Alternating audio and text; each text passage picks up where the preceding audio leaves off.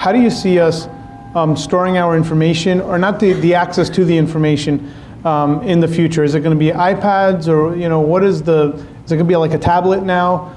How do you see the hardware shaping up for how we're going to be communicating with each other, and where do you see it being displayed? I'll give you the concrete answer and then the abstract one. Yes. Okay.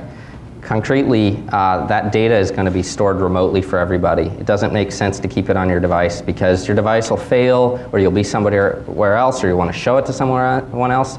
You might as well, it's called screen independence. The idea that your technology exists without the construct of a physical body is going to happen. And actually, I have to give Android perfect credit for really pushing now their new Chrome operating system, which is going to be basically a rival to Windows by allowing people to have their computing experience with a laptop that is really nothing other than an internet connection. Again, that might be scary to some people, but it is the future. Now, abstractly speaking, I think it's funny that the race has always been to make technology smaller and faster, and it's kind of like an arms race. It's like, okay, great, you guys have stockpiled the smallest processors and the densest screens, and it's kind of like what happened in the video game industry 5 years ago. Everybody had to have the greatest processing power, and then Nintendo said, woo, well, we're not going to win that race, so let's have a wand that does stuff. And all of a sudden they were a huge success, and they sold 3 times as many consoles as anybody else. And now, 8 years later, 5 years later, the other consoles are playing Me Too. They're coming out with these things. And I think a similar phenomenon is likely to take place, and I say this abstractly because I don't know exactly how, where the people designing the technology are likely to become less concerned with the physical form factor of the technology and more concerned with how this interfaces in our life, how this becomes a product of our body, a product of our day-to-day experiences, and less, and I think the idea that a computer exists without the computer is an example of that. That eventually we will run our lives and we will just be the Clark Kent of the comics from 100 years ago. We will be superhuman. We will be doing things that 25 years ago would have been considered science fiction, and we'll be doing it without the obvious traces of technology everywhere you look. I'm not saying that we're going to have cyborg eyes or anything, but there's going to be ways that this continues to get better integrated, and not just by getting smaller. So you're saying it might not even be a device, it might be in the fabric of everything around you? That would be one way of taking it, yeah. I mean, that's true, yeah. It's about making the technology adapt to our needs instead of making us adapt to the technology. That's really interesting.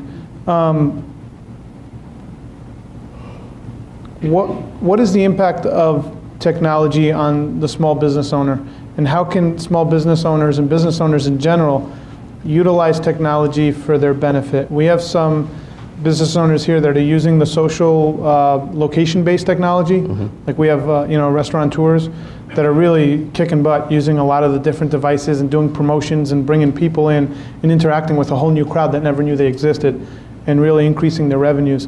What are some things that the small business owners could use or really understand to use it to their benefit with all this new technology coming out? Well, I would have said even a year ago that the advantage that we small business owners have is our agility, how nimble we are. We can adapt to these new technologies and leverage them more effectively than anyone else. But now I have to really almost posit a challenge, which is that's not true.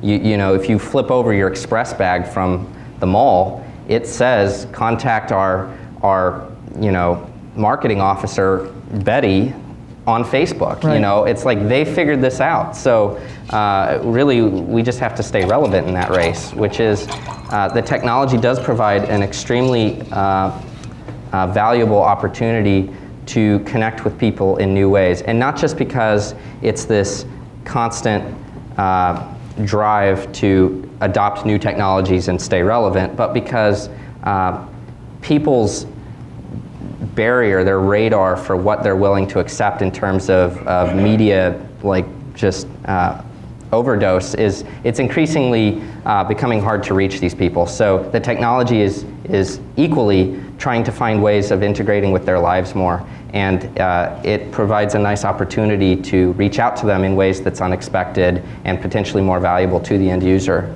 Can you give us some examples that might stick out in your head of unique ways to? If I'll just make one up, yep. And I'm sure this technology exists, but I don't know a name for it if it does. Yep. You get a group of people that all say that I love unique art places, or tell me, how about this? A group of people that all say, here's what I like. I like restaurants, or I like art museums.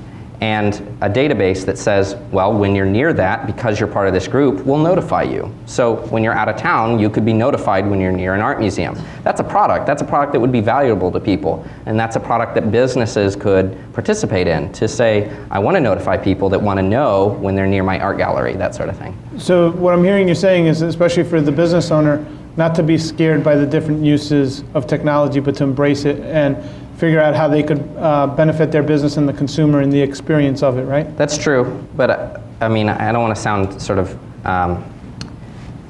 contradictory to myself. You don't just throw a Twitter logo and a Facebook logo on your webpage and assume that you're doing it right. correctly. And frankly, I think people are really sick of this competition for who can have the most Twitter followers. Nobody cares, and the only people that have the most followers are the ones that have the least loyal followers.